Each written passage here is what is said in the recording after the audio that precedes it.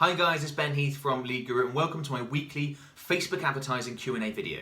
So I gather up questions from my Facebook advertising mastermind group, from comments that people leave on my YouTube videos, and I gather them up and I answer them in a Q&A style format, just like I'm doing right now. So I'm going to go ahead and jump into it. The first question is, how do you advertise expensive products with Facebook ads? So someone in my Facebook advertising mastermind group asked about this. They actually do house extensions. They said their average customer value is £5,000 to £40,000, which is roughly $7.5 to $60,000, something in that sort of range. And they wanted to know, how do you go about selling something that's so expensive? We all see ads for relatively inexpensive products on Facebook, but how do you go about, what's the strategy for selling something that's that expensive?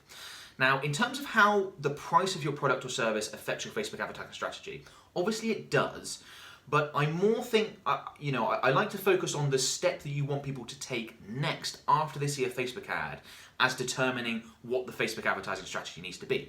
So for example, if you want people to go through a 9-step online process that is very involved, it's going to take them a lot of time, potentially cost them a lot of money, and it's all online, you're going to need a very complex Facebook advertising strategy with lots of campaigns that do various jobs to get them to do that.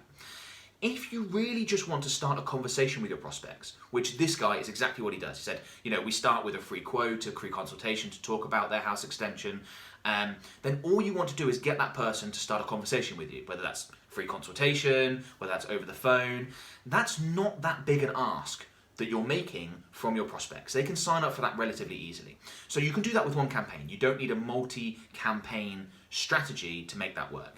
You can advertise simply a free consultation, a free quote, and what you want to do in your ad creative is demonstrate your previous work. Show that you're good at what you do and you can deliver great results. That's what is going to make people want to work with you. So obviously you're selling very expensive products. You can just show your products in imagery, in a slideshow, in video format, however you do it.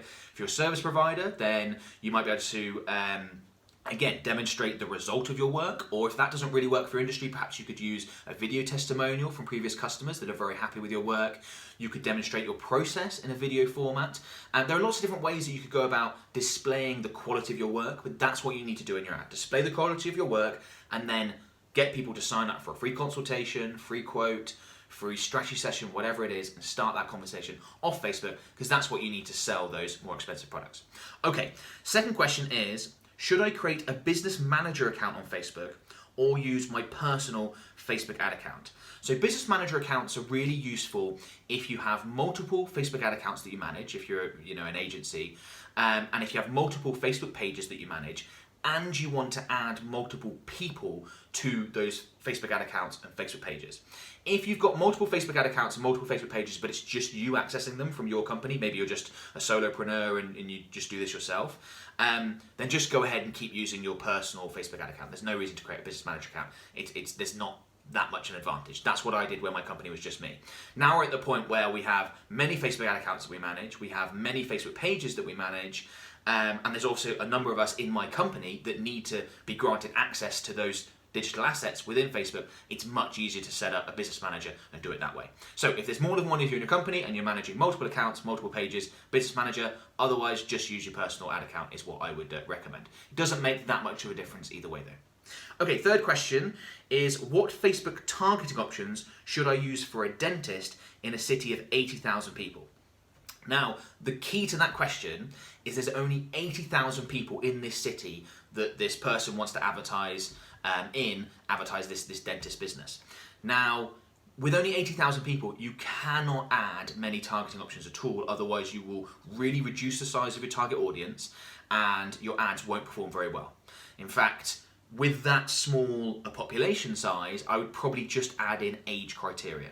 So what's the standard age demographic of that dentist? It might be, 30 to 60, something like that. Okay, great. Just add those in and don't add in any other targeting options. The audience size is too small. If you're in a city with millions of people, then yes, you can add in other targeting options. But for a target market that small, it needs to be left broad. And we do that a lot with local businesses, by the way. We use broad targeting options because small audiences and Facebook ads do not mix well. Okay, I'm just going to flip over to the next one. So next question is, what's a good Facebook ad campaign strategy for generating newsletter signups?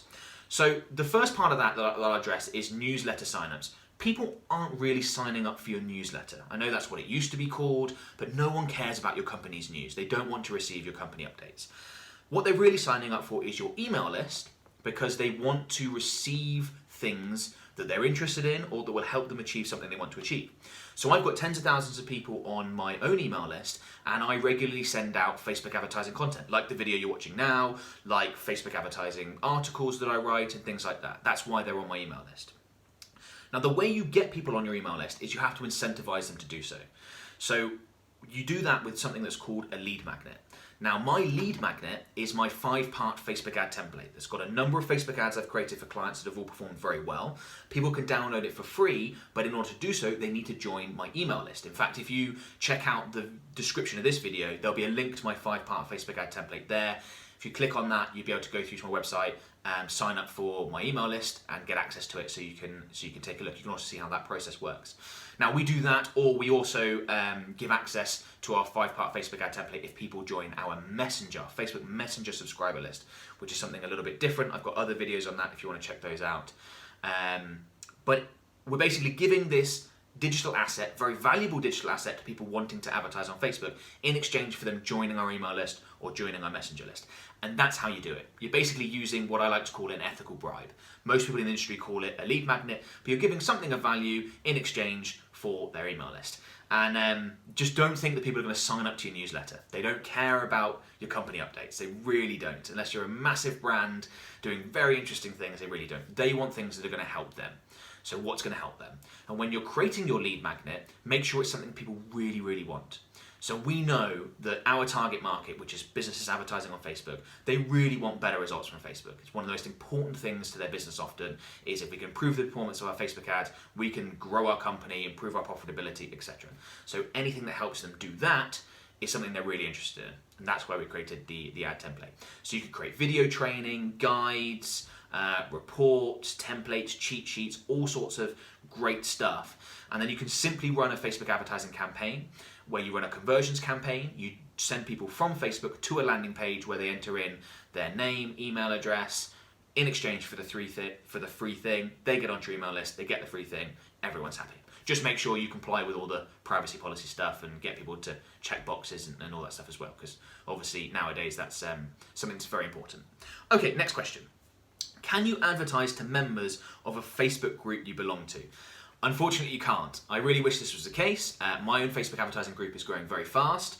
I would like to be able to advertise to the members of that group. That would be very beneficial. Facebook did announce fairly recently that they're planning to bring that out as a feature, but as of the recording of this video, that isn't possible. So keep your eye on this, because that might be an option in the future. What Facebook will probably do is only allow group admins to advertise to members of the group first. They may roll that out to people who are members of a group in the future. But that is something that a lot of people are very interested in. Facebook will probably add it, it's just not here yet. Okay, next question. How can I narrow a Facebook lookalike audience to target a local area?